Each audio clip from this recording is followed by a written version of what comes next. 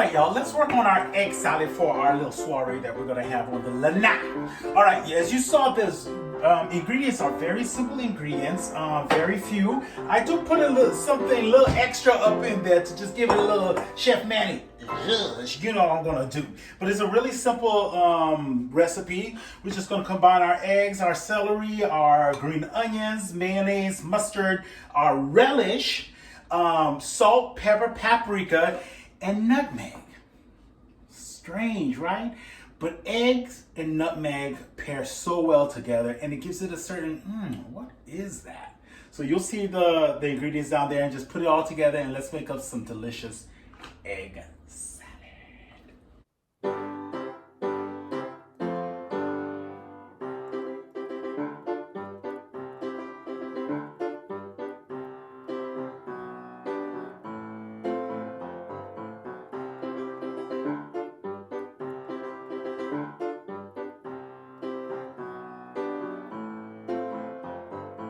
And that's our egg salad ready to be boiled into a storage container.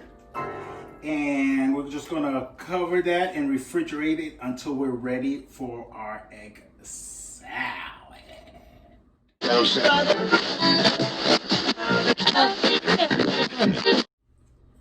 Okay, you guys had a chance to see the ingredients that we need, and if not, you can find the ingredients below. So what we're gonna do is we're just gonna get all of our liquids into our blender, so it gives us something to blend, to hold on to blend and mix on up. So we're gonna put in the juice of 1 lemon,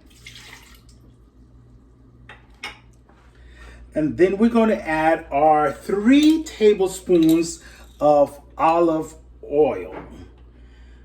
So go ahead and add, like again, we're gonna add all of our liquids. One of the other ingredients that I did not include in that little montage before we moved on was the fact that we're going to use some basil. So make sure if you get some fresh basil, you can use that. If not, it's okay. Just use dry basil, it doesn't matter.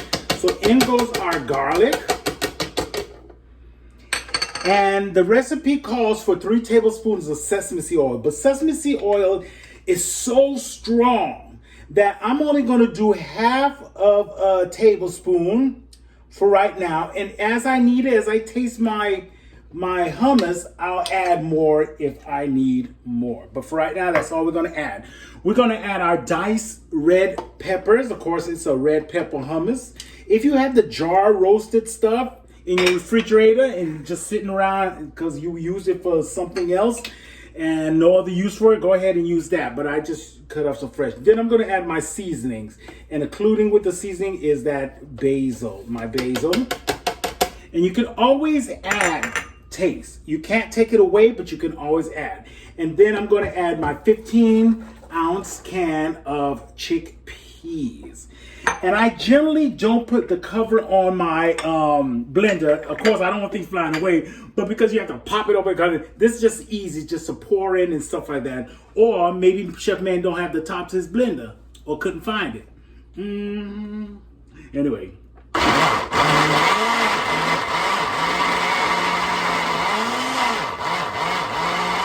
All right, so we've given it a first go around, and we're just gonna give it a little bit of a taste. I'm gonna take it from the bottom because I want to see what the bottom is tasting like.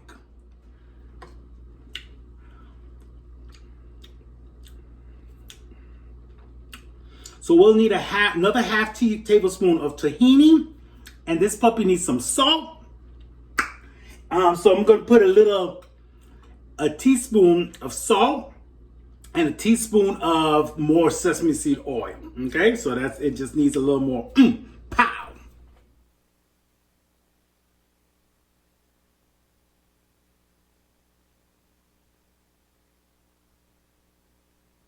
Okay, as you guys see, I had a beautiful selection of grape tomatoes. They're called grape tomatoes because of their shape. They just look like little grapes. So I diced them all, diced up my grape tomatoes,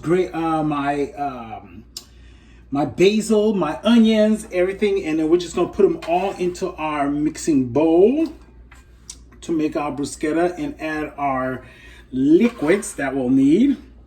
Just put the red, the purple. I even put the fresh basil that I diced up. Again, if you don't have fresh basil, because you know this basil's from the garden, and put it all in there. And what I do is I use pearl mozzarella. So you can get them at your grocery store, and you just break them up. They come into this little ball, and then as you break up the little ball, they become little balls, little smaller bite-sized balls. So we're just going to use the whole pack of these pearl tomatoes, and then we're going to go ahead and add our other ingredients, our garlic, our olive oil. So we're going to go ahead and put our garlic in there. We're going to put our Italian seasoning, and then we put salt and pepper into our dish, into this bruschetta by taste. So as you're tasting it, and if it needs a little bit of salt, a little bit of pepper, then it's that point that you add it. So it's all going by taste.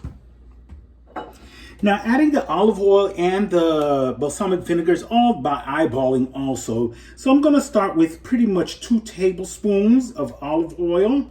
Just want to coat this up really nicely, so when it's on the crostini, it's got a nice layer of olive oil in there. And we're going to give it a nice little light toss to just infuse the basil and the onions and all of those garlic, and isn't that just starting to look really beautiful? So at this point, I'm just going to add a pinch of salt to give it some flavor. I'm not going to add pepper to my bruschetta, but you absolutely can if you want. So I'm just going to add a pinch of salt to my bruschetta.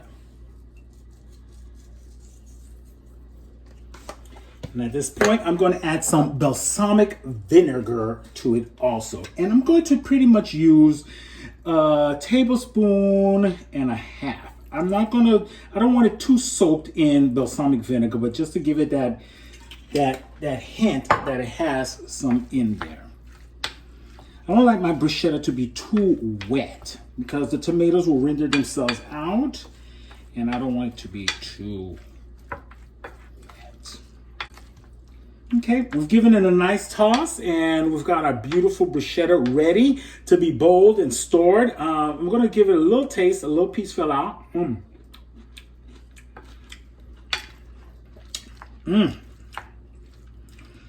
That's got plenty of flavor, plenty of seasoning, and ooh, is it good, bruschetta. So let's go on ahead and do our strawberry mousse for our strawberry lemonade cake and dessert. Now you might see the little heart on Chef Manny's little chest here, okay? I just received this in the mail. It's from a group from my church, actually, because we are not able to meet and stuff still yet. They send hearts, so we know that we're still heart to heart kind of thing. I learned once from someone that I was doing a show with that said that, you know, your energy is spread. You make a connection, human connection with energy, and that energy is strongest when it's heart to heart. So when we would hug each other, he would say we should hug each other heart to heart. So it's to the left to the left, to the left to the left side, and to hug that way because the energy gets passed on, and there's always that connective. And I believe that because I believe that the energy does come from us as persons, but strongly from the heart. So, you know, I always try to give full frontal hugs, left to left. So anyway, so think about it. Anyway, let's do this strawberry mousse. So for our strawberry mousse, of course, we're gonna make we're gonna need those strawberries that we made before earlier, and we already talked about that, making that. And we're gonna need some heavy whipping cream. Now I'm using kind of like a quart, 1 quart, because what's gonna happen is my strawberry mousse will also be the frosting for my lemonade cake. So it's a strawberry lemonade cake.